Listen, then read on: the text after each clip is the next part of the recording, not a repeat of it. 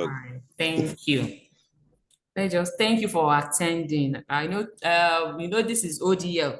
So whether public holiday is on or not, it's 24/7. It's not left for the students to now Of course, ma.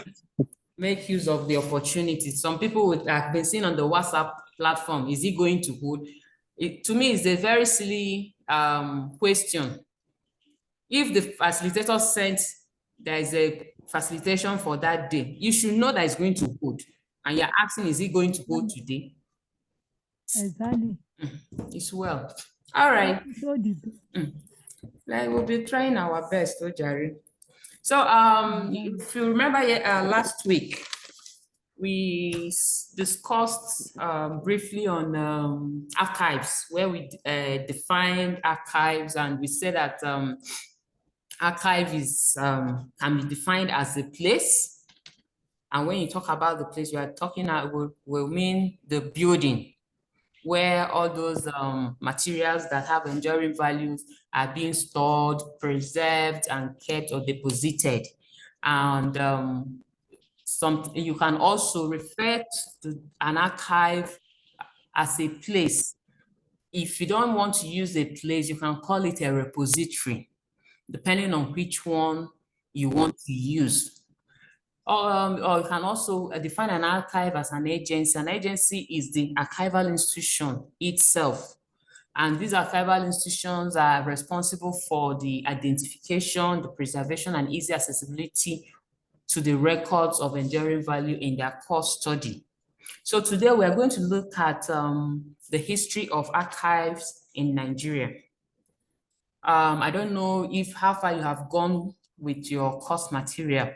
So before the history of archive in Nigeria, we have in the course material the history of archive during the pre-colonial and all that, but we're now going to streamline it down to Nigeria. So I don't know how many of you have had the name Kenneth Dike. I know the University Library in Ibadan, University of Ibadan, I think is named after him, Kenneth Onwuka Dike. And who is this Kenneth Onwuka Dike? He was a records manager, so to say, who carried out, please give me a few minutes, please, I'm coming. Prof, good afternoon, sir.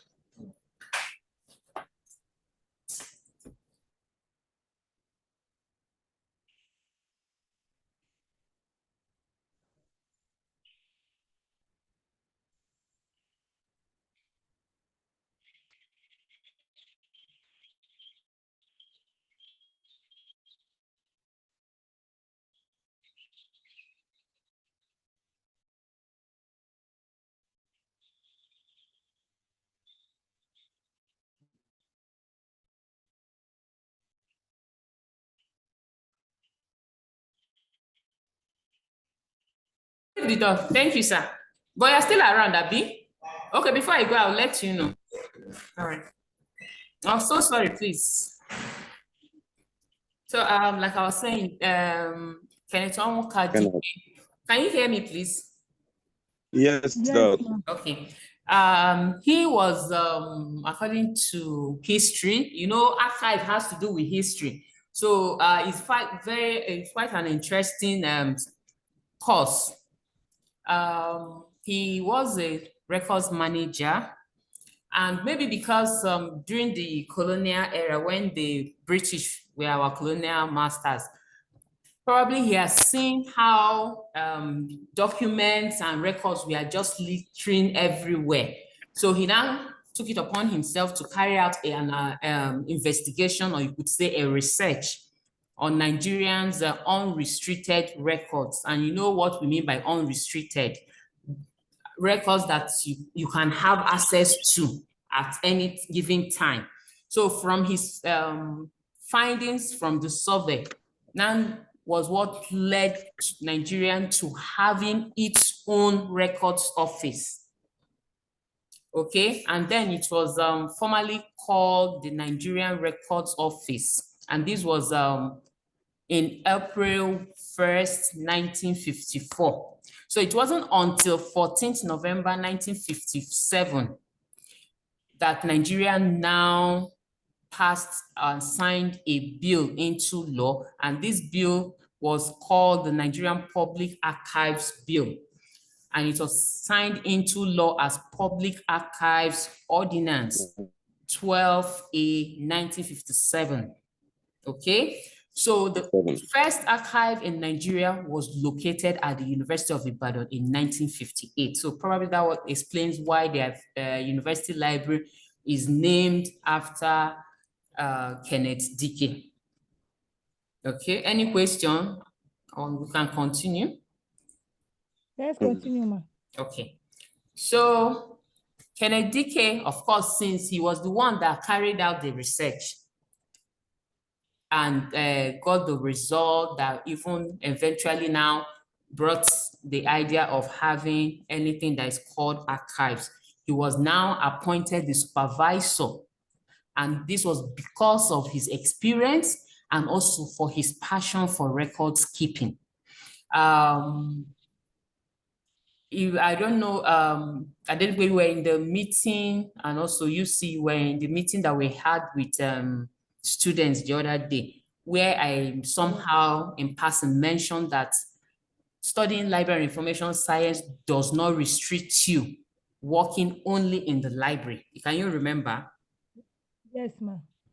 So we have different branches of specialization in library and information science, and it's now that you are starting at this foundation level first degree that you will know at least where you have your interests. Okay, for someone like me, right from time, I've always been a more of an administrative person. So when I saw that there was a specialization of library and information science that has to do with records management, of course, I jumped into records management. We have knowledge management, we have ICT, we have health records. So just from your courses that you're offering now, you would know where you have your passion. So for Kenneth Dike, he had his passion for records keeping. So after he was appointed the supervisor, he was now later on promoted to the rank of the director of archive, and he was there from 1954 to 1963. Until tomorrow, Kenneth Dike is considered the father of Nigerian archives. Okay, so after his tenure in 1963, on 1st April 1964, another director was appointed, and that director was Lloyd C. Wham. So he was appointed director of archives, a post that he held until his death on July 2nd, 1965. And after upon his death, the next director that succeeded him was S.O. Sowolu, and his tenure, Sonolu's tenure was credited for starting the growth of archives in Nigeria.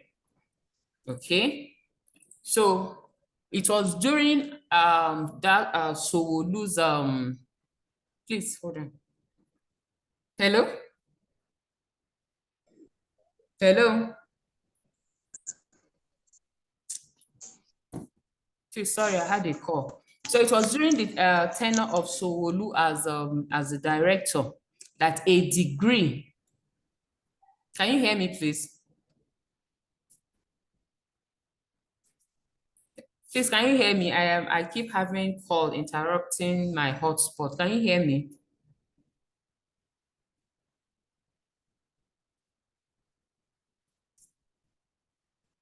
Hello?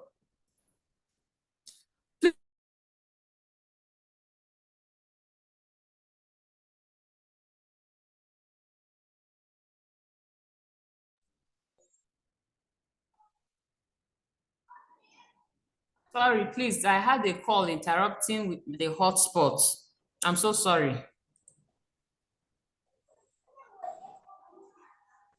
Please, can you hear me? Yes. Yes, ma. Sorry, I had to block the number. I don't even know the number. Where was I, Jerry? Just be distracting someone. So it was during Sowolu's tenure as the director of archives that a decree was now in place, and this decree was referred to as the National Archives Decree, and this was passed in 1992. So the enactment of this decree had a significant improvement over that of the 1957 ordinance that was 1957. used. Okay, so the National Archives of Nigeria as a body had issue. And what was this issue? Issue as in a problem, a challenge. And the challenge was, where do they belong to? The agency was moved from one federal ministry to another. And for instance, there was a time it was moved from Federal Ministry of Education in 1957. Then subsequently, it was moved to Federal Ministry of Social Development, then to Federal Ministry of Youth, Sports and Culture. Though presently, it is under the Federal Ministry of Information and Culture. So that is where it is now. Okay. So, and the National Archives of Nigeria is a body that is responsible for safeguarding all the national archival materials. So it's started with the responsibility of collecting, registering, preserving all the valuable memorials of the past, and also making sure that they are accessible for reference and research in line with the National Archives Decree of 1992. So these resources that are in the custody of the National Archives of Nigeria includes books, corresponding letters between the colonial administrators and the local rulers of the regions in Nigeria.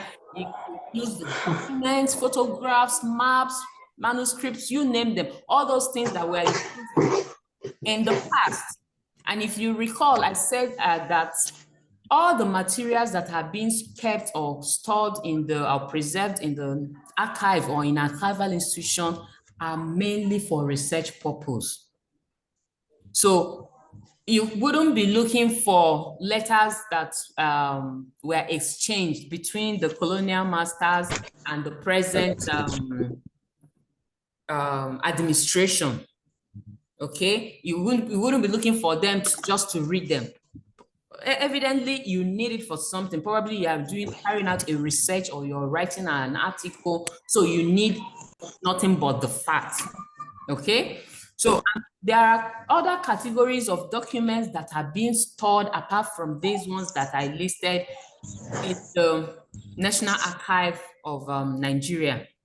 Some of these documents that are preserved in the National Archive also includes records, of course, of the federal government of Nigeria.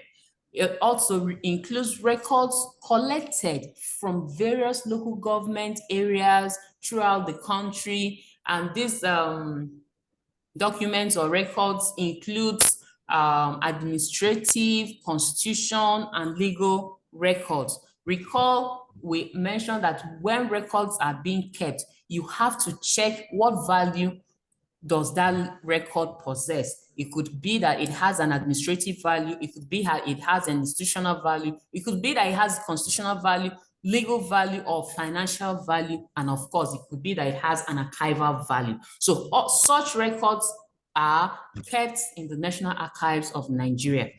Also, records of private bodies and individuals. Some people on their own willingly will go to the National Archives or some archival institution and deposit their records on voluntary basis.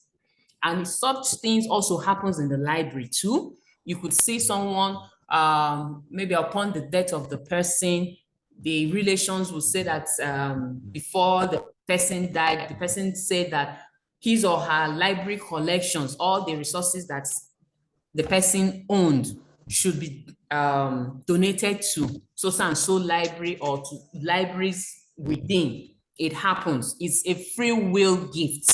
So such thing also happens or occurs in the National Archive as well as in other archival institution. And these materials or records that are kept in the National Archive, of course, they are very rare and rare in the terms that it's not something that you go to Balogun market in Lagos and you will buy it, or you go to Wuse market in Abuja and you will see it and buy it. So these are rare archival items that are kept in the custody of the National Archives of Nigeria, possibly for policy making or for policy referencing or for decision making. So depending on why those materials are there, when researchers ask for them, the archivist will definitely make them available to them. Okay, so some of other documents that are kept in the National Archives of Nigeria are like the agreements between Nigeria and its colonial masters, the treaties, or some of the letters that were written by Dr. Nnamdi Azikiwe, Alhaji Tafawa Balewa, and other prominent and educated Nigerians, all that were in the quest for Nigeria to gain her independence from the Britain. So these are materials that you would get. You cannot see, for instance, letters that were written in respect to our Nigerian gaining her independence from the United Kingdom, from the British. You can't see such documents being sold in the market. So if you want to know more about it, it's not just about going online. You see get some information online, but for you to get the authentic information that you require, you have to visit the National Archives of Nigeria. Okay? So do we have any question or we can continue? Let's continue, ma. All right, ma. So it is important to note that the functions of National Archives of Nigeria are purely on supervisory, and the depositors of these documents have the right of ownership and access to their document when the need arises. This one is more peculiar to those of them, the individuals or organizations that out of their voluntary will donated some of their records. Yes, it's in the with custody of the National Archives of Nigeria, but they don't have the right of ownership of those documents. So if tomorrow the owners decide, no, we want to retrieve our document, they are free to do so. And also they are the ones that will determine who should have access to the document should there be any need that comes up. So the next that we're going to look at is the operation of the National Archives of Nigeria. What is it? What are the duties or what are their responsibilities? What do they actually do in the National Archives of Nigeria? In the National Archive of Nigeria, the first thing, one of their responsibility is that they do have the services, archival resources and advisory services. So here the staff or the employees of the National Archives of Nigeria who are expected to be professionals in this aspect are trained in such a way that they will be able to give people, visitors, guests, or whomever, researchers, advice on how they should take care of the records in their own organizations, and also they will help in training them on how to maintain good records management. This is one of their responsibilities. And the next responsibilities is preservation and technical services. Just like we have in the library, we have the technical services, we have the reference, we have the circulation. So here we have the preservation and technical services. And at this service point, the National Archive tends to restore the worn out or defaced records, as well as the deteriorating documents. In a layman terms, they try to see how they will fix probably some documents that are getting faded or are getting torn because of age. Okay, so they try to find a way that they can preserve it, and the simplest and the easiest way for them that they can do it is through digitalization by probably doing having a photocopy or scanning it, and you now print. When people come for research, you can give them those ones and also be able to retain the original document. Okay, and of course, you know that any record that is in the custody of an archive or an archival institution cannot be lent out. It's just that you can make use of it and you return it back to the archive, but they can assist you depending on what document is in question. They can photocopy it for you so that you can make use of it depending on the document. Then another service that you could get from the National Archive is the research and reference services. So the employees of the National Archives of Nigeria also provide these services, such as the reference services, the document searching services, answering of specific legal and administrative inquiries from the users or the researchers. So you can see there is no difference between the service that is being rendered in the National Archives and also the ones that are being rendered in the library. Then another service that they render is training and consultation. So because they are trained professionals in records management practices, their staff can be called to come and consult or train other agencies within the government or even private sector on how best they can preserve their own records. So this is virtually what we have for today. So do we have any questions? Is there any confusion anywhere? Bola, good afternoon. How are you, ma'am?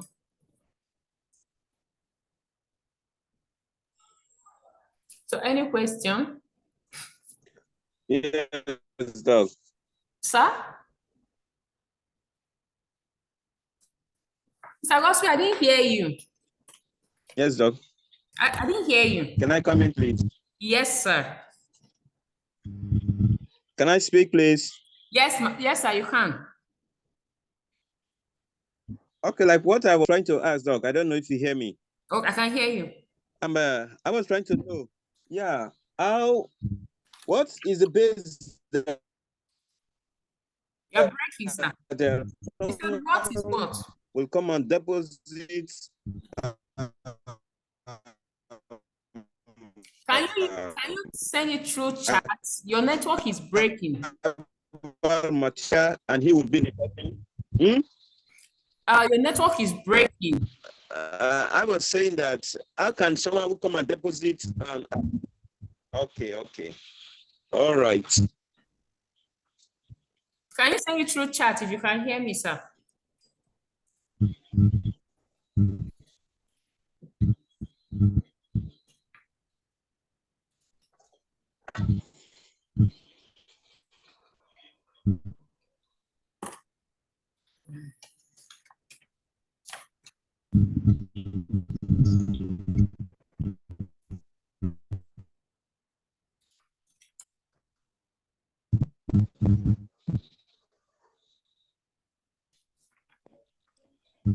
Hello, ma. Yes, please. Yes, ma.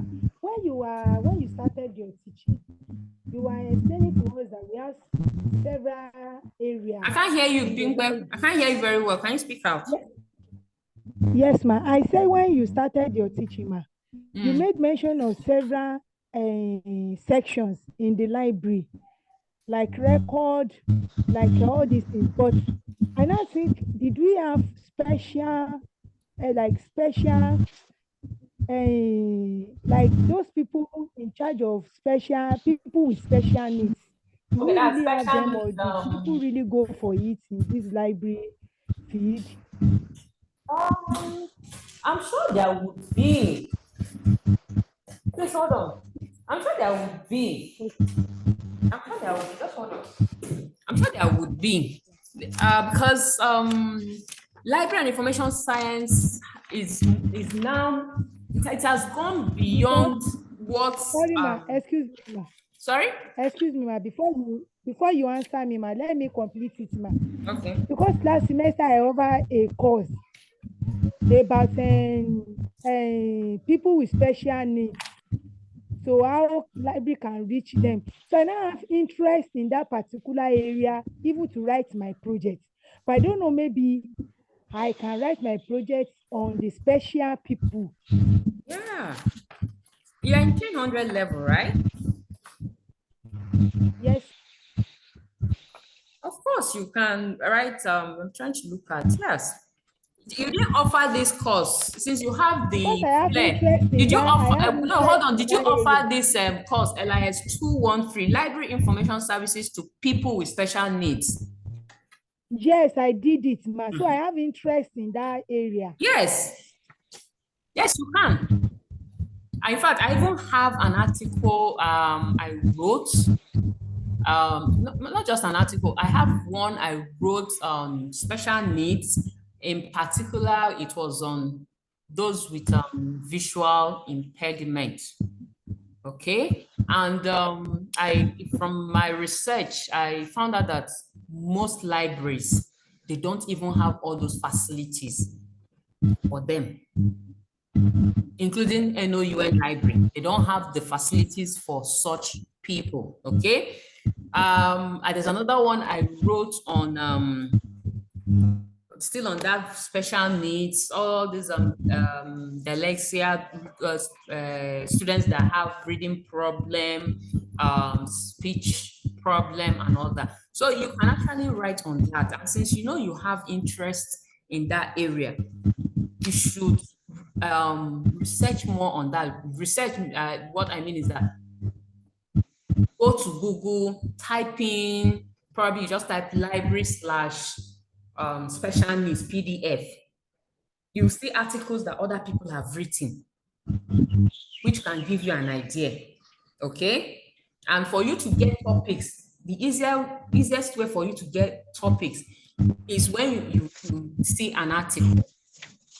Always look for recent articles. Then you now look at the references that article the author used. Is from the references that you can actually get topics, which later on probably your supervisor will now rephrase or accept. So, like you asked, if you can write your project on special needs, yes, there's an area of library and information science that has to do with people with special needs. So I don't know if I answered your question, ma. Adenigba, are you good? Did I answer your Yes, ma. question? Yes, ma. Because this question I've been ruminating about. I even asked Dr. Raleigh how to be my facilitator for that course. I said I really have interest because these people are lagging behind. Yes, And since like we I are told library, you, we're supposed to I wrote my own article, I think 2 or 3 years ago, during that COVID period.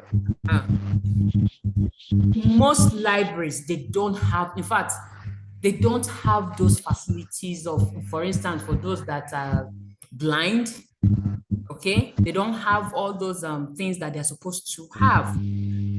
But I know a library like, I've not been there, but I know I've read University of Nigerian Library. That's for, they have a very good facility for all those ones, special needs people that maybe that have reading problems and all that. So I've not been there, but I heard. But you can research more on that. It's not a bad idea. Me, I'm more of a records management person, so most of why I even wrote on that is because I have a personal interest. That was why I researched on it. But I always go into records management.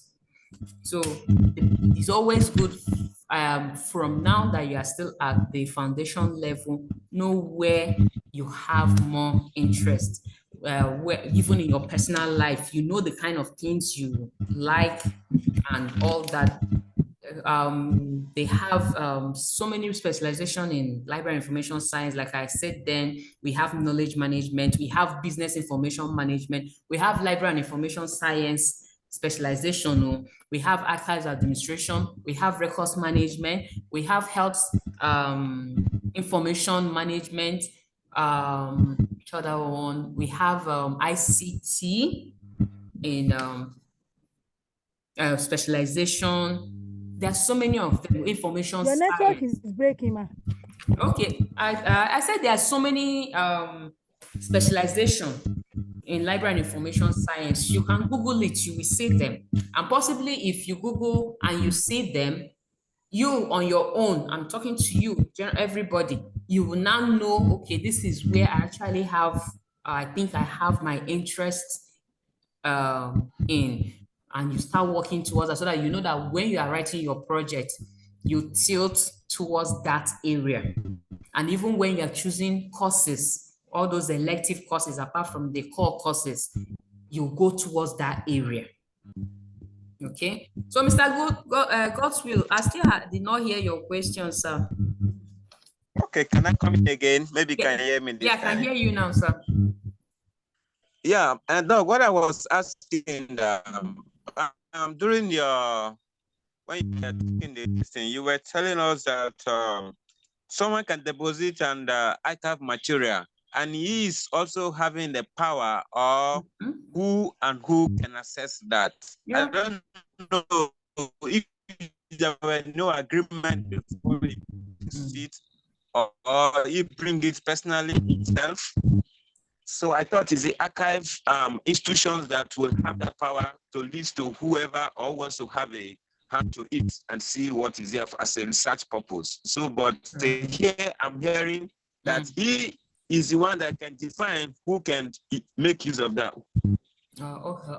I think this question you asked is actually supposed to be isn't the course material, but we're supposed to look at it maybe in the next class or the one after the next class. But the thing is that when even in the library, when documents come in, there is always a principle, or there are principles guiding those records. We have principles of archives. So it is stated there on how those records are going to be managed while in the archival institution. Okay? And you know, in somewhere in the course material, if somewhere in the course material that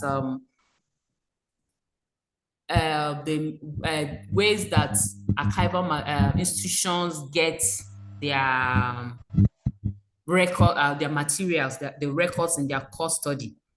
And I know there are somewhere that they will mention through gifts, through will. Depositing. So, and I know somewhere there it's stated there how, if it's gifts, how it's going to be, if it's how many years on all those things. So if whenever individuals or organizations are sending their records to any archival institution, there's always a document to state how those documents are going to be used or whom should have access to it, so that there won't be any form of okay, that we sent our documents to this archival institution, and so there is always during the acquisition of archival material, it is either physical custody or legal custody. So depending on how the two parties, okay, the ownership will be determined, the copyright will be determined, and all that. So the method of acquisition, is it through purchase, is it through gift, is it through transfer, everything will be stated. Is it through will?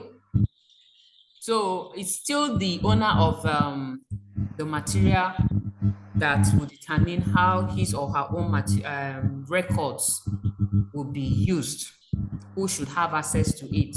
Yes. Okay, no, thank you very much. Yeah, very clear. Okay. I'm trying to look at question. All right. Yeah, I don't know. Does anybody have another question? No, we can let you go now. Okay. Okay. Okay, let's just look at these questions. So some of them have not taught. Probably there will be the next one we're going to teach. But I have a question here that said, you can go and look it up anyway. That says, based on your knowledge as a records manager, how would you describe the records management maturity level? This was one of the first class that topics that we looked at. Can you remember the records maturity level, where is one of the records management practices? First we looked at records life cycle, then the records management maturity level, and the records continuum. Can you remember? Can you remember we discussed on it? Yes, we can remember. We know that you taught us on that. So if so this is one of my past questions. This was 2022_1. But Ma, please, recycle. this is question. I can't hear you, ma. I can't hear it very well, ma. Okay. It has to pass through process before it becomes disposed. So Okay, I said the question was based on your knowledge as a records manager. How would you describe the records management maturity level? And usually, my questions and most of my colleagues' questions, number one, there's always a compulsory question, and that one carries 30 marks. It's compulsory, it carries 30 marks. So this is a compulsory question. This particular question is 5 marks. So should you see such question, you just need to explain what you understand by records maturity level. Just go straight to the point.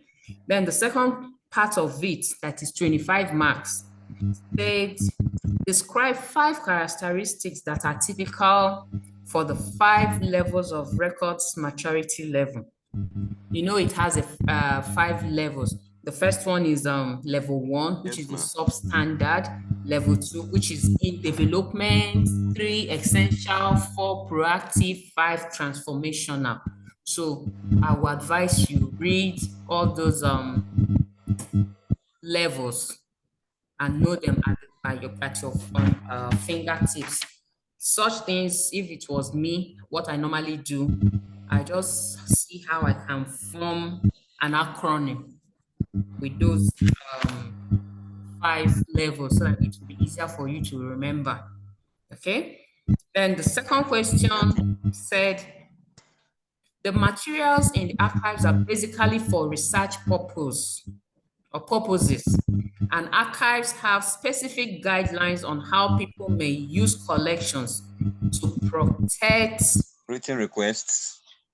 Exactly, to protect the materials from damage and theft, keeping them, blah, blah, blah. Explain how the materials in your archives can be accessed. That was what we did last week that you are mentioning. You submit a request, provide means of identification, view the material and all that. So remember that one.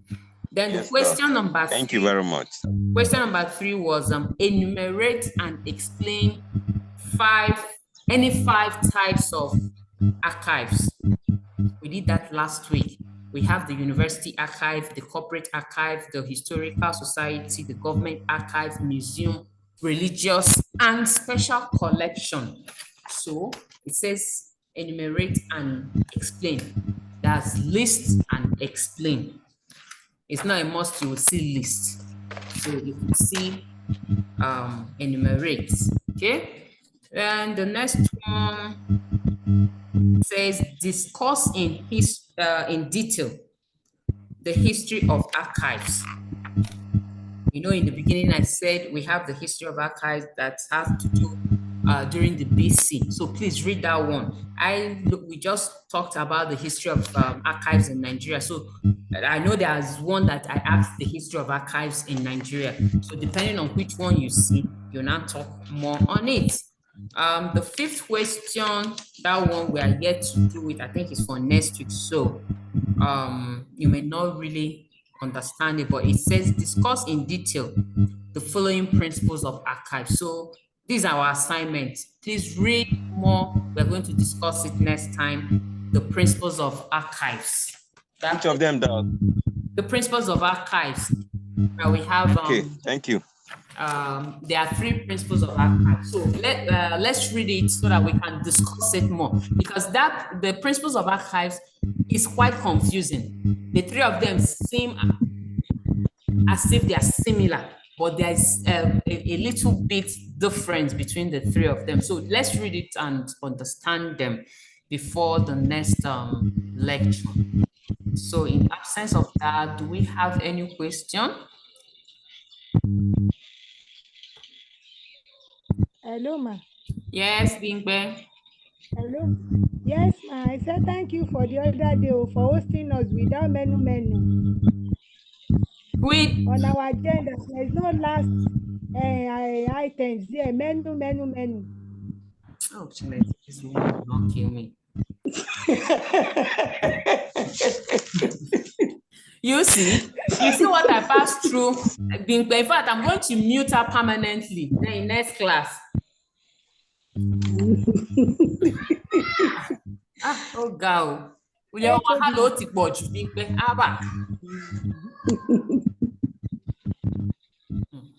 okay. So out of the records management wahala, so how is the TMA going? Any challenges?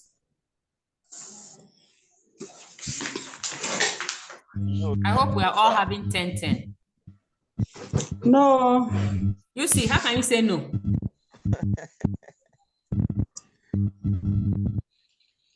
I did not hear that from you. You see, the TMA is the easiest way of you getting marks. You see that 10, 10, 10, 30 marks, free mark is exam that you now struggle to get whether 20, 30, 40, and all that. They will add it to your TMA score. You're sure of passing. So it's free 30 marks that NOUN is just dashing students. And some people still will not take advantage of it. Maybe they will attempt TMA 1 and 2, 3, they will not do it. And when result comes out, even with the exam, it will be incomplete. Yes, you see, your hand is up, yeah? Ma, the problem is not that you people are not trying. The problem is that when we do the TMA, we are expected to have that 10. But sometimes I don't know whether it's the people that typed the thing and put it inside the system that make mistake. You will see the correct thing and put it. When you submit, you will see wrong this thing. They will score you low. No, see. There's one I did. I'm listening. I'm listening.